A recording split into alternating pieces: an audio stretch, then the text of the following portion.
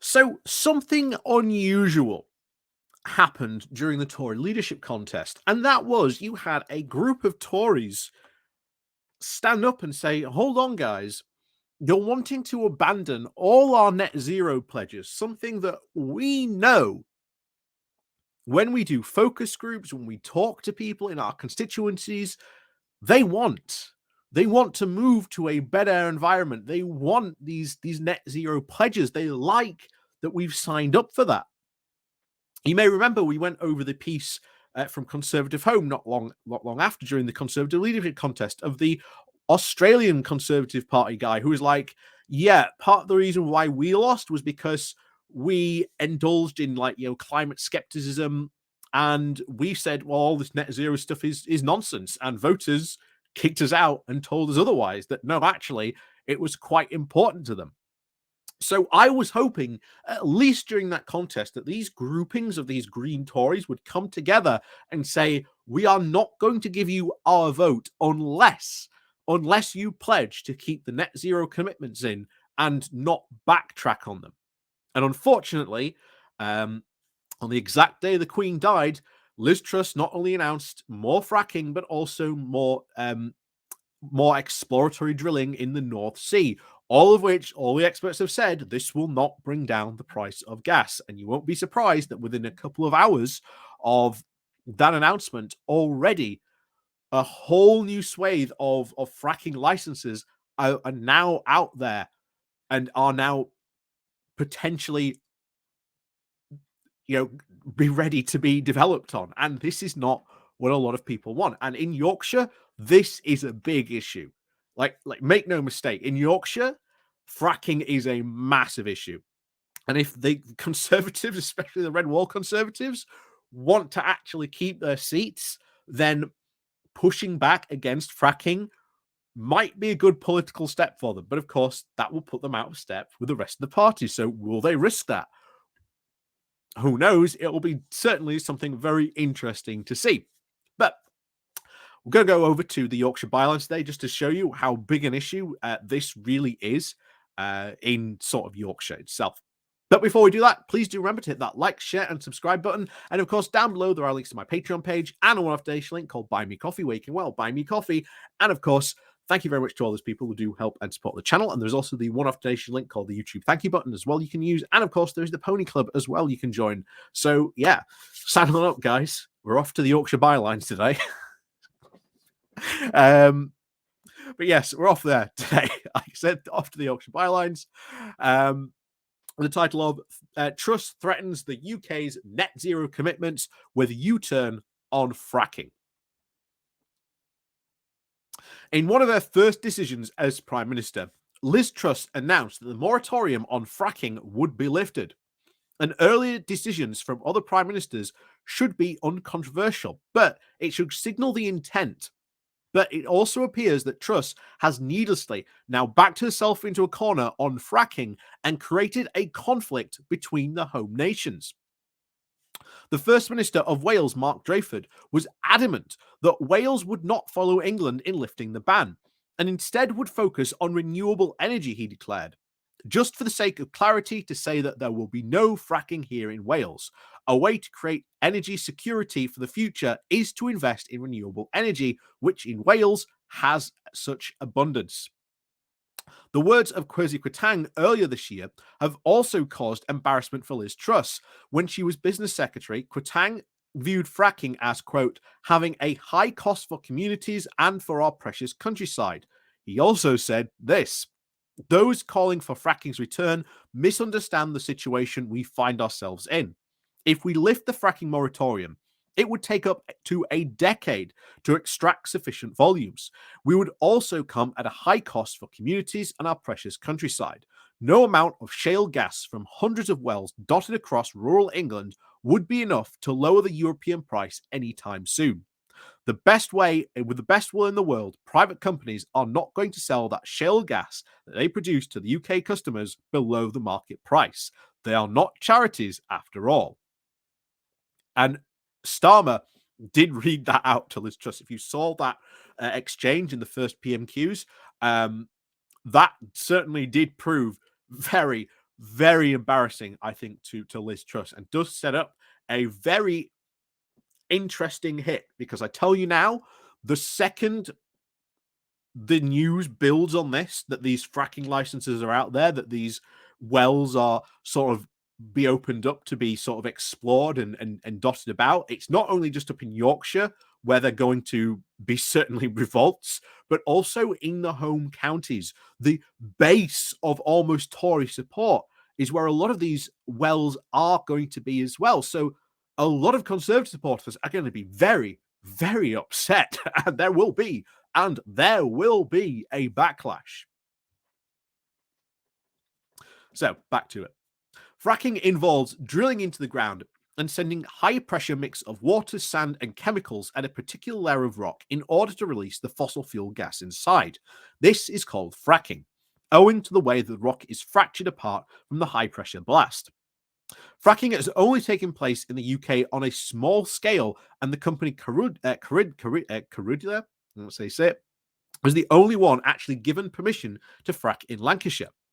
The site faced repeated local protests on environmental and safety grounds, and these local groups have responded angrily to the lifting of the ban that has promised to renew their opposition. Their aim now is to focus on a complete ban rather than indefinite pause for a new moratorium. The opposition has also voiced to new fracking plans in North Yorkshire. Only a few years ago, another company, Third Energy, faced anti-fracking protesters at its site in Kirkby, Mosman, and Rydale, where exploitation work was taking place. So it may seem a very simplistic to state that only fossil fuel companies would be in favour of fracking, but it is certainly not popular. And with either the public or, more importantly, for Truss, with potential Conservative voters. And according to the most recent government polling, only about 17% of the public support fracking, compared to 90% who support solar. Only though 4% of those asked strongly support fracking, with only 22% who are strongly opposed. Of people over age 65, only a small percentage had not heard of fracking at all, whereas the number of that increased to 1 in 4 between 16 to 24-year-olds.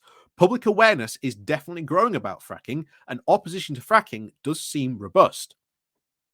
Perhaps Truss does believe that lifting the ban on fracking would ease the cost of the energy crisis. The UK only receives 3% of its gas from Russia, but they are still being affected by the rise in wholesale gas prices, and he's estimated the UK onshore oil and gas body that fracking would meet only less than 5% of the UK gas demand over the next 5 years, assuming that no shale gas is exported. And as Carbon Brief reports, renewables and changes in behaviour offer a far greater near-term potential to replace gas imports rather than fracking. If the UK is serious about its energy security, then continuing to frack will not achieve this aim.